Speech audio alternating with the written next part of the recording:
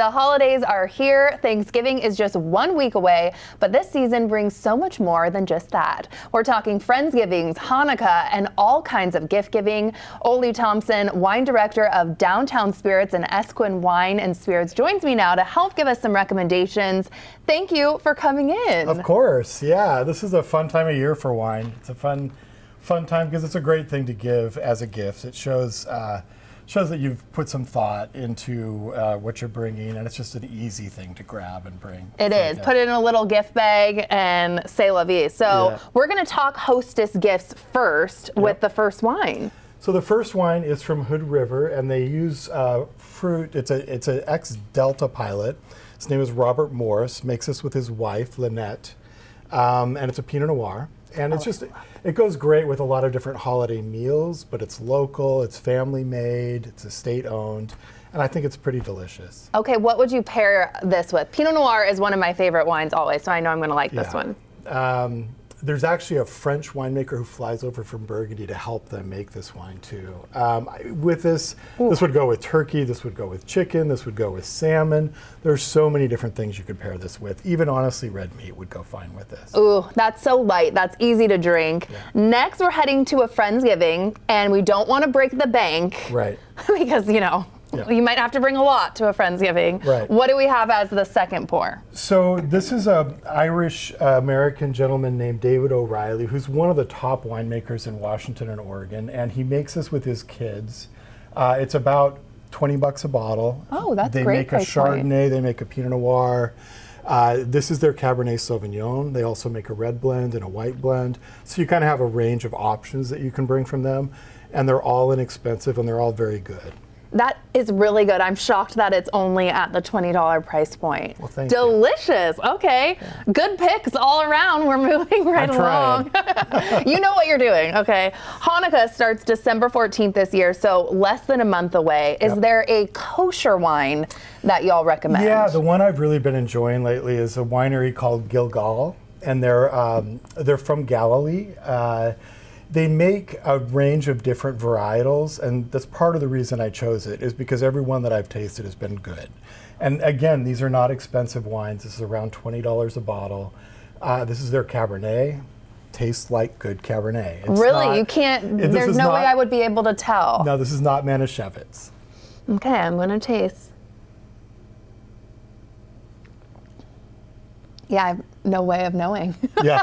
I don't know. It just tastes like a cab. Yes, you wouldn't know you're tasting a kosher wine. And the Sauvignon Blanc, I'm also a big fan of. It's delicious. Okay, good to know. Yeah. And then moving right along, if you're really trying to impress the boss and get a really nice wine, where do you start? Because this is overwhelming. We all have a manager where we know, they might have I thought a lot about the price point for this. And, for your boss, you want to spend a little more, but you don't want to break the bank. So This is around $50. It's an Amarone. It's a winery I just visited in June.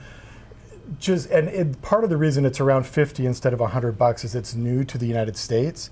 But these guys wine's been made there since the 12th century. It's a little winery outside of Verona. The two brothers told me, oh yeah, this winery was renovated in 1760. And I'm just thinking in my head, there was no wineries in America in 1760. But it's delicious. It's a great Amarone. It's kind of a classic holiday wine. In Italy, we had it with salami and like a hard cheese, and it was so good. Ooh.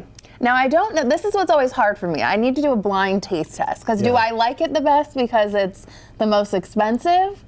Or do I just like it because it's good? It's good, right? Okay, well then there you go. You've decided for me. Trust your palate. Trust, exactly. And then if you're really trying to splurge, let's say you have some in-laws to impress or that special someone, what are you showing me next? This is one of my favorite wines year in and year out from Washington, and I've blind tasted this against the most expensive wines in Washington, and hands down, almost every year, the whole group picks this as the best wine. It's Andrew Will's Sorella. It's made on Vashon Island. Chris Camarda was a somm in Seattle and then started a little winery in Pioneer Square that was basically in a closet. And then since has built this beautiful winery on Vashon. His son, Will and Andrew Will makes the wines now. But it's from one of the top vineyards in Washington, Shampoo. It's under $100. And it's What do you love about this? Like, what notes should I be tasting? Well, it's Bordeaux varietals. So it's Cabernet Sauvignon, it's Merlot, Cabernet Franc, and he has a sensibility about the way he makes the wine that it captures some of that earthiness that you would get in a really good classified Bordeaux. Yet it still has Washington fruit. It ages beautifully. Oh, easy to drink. Again, well, that one's my favorite, hands down. Shocking. I know, I'm like, well, geez, very, very good. Okay, that's coming with me for the holiday season. And then New Year's is coming up too. We can't forget the bubbles. So what can you tell me about this last one here? So I picked 3 different bubbles, and the first 2 are Italian, and I think that's because there's a lot of great values in Italian sparkling wine. The first one's a Prosecco. It's called Tarragai. It's great, and it's under $20. Wow. The second one is Costa Ripa is the name of the winery, and it's a guy who was the first, kind of the creator of one of the main sparkling appellations in Italy called Franciacorta. It's made on the shores of Lake Garda, and it's delicious, and it's $40, so it's not champagne level expensive. And then the last one's champagne, because you have to do some champagne. I mean, we have to. And you're going to taste with me, too. What always pairs well with champagne, too, would you say? Besides New Year's. Honestly, everything pairs with champagne. I mean, champagne is generally Chardonnay and Pinot Noir. So things that would pair with those, it's high acid. So it can pair with lots of everything that has butter, that has toast, that has fat.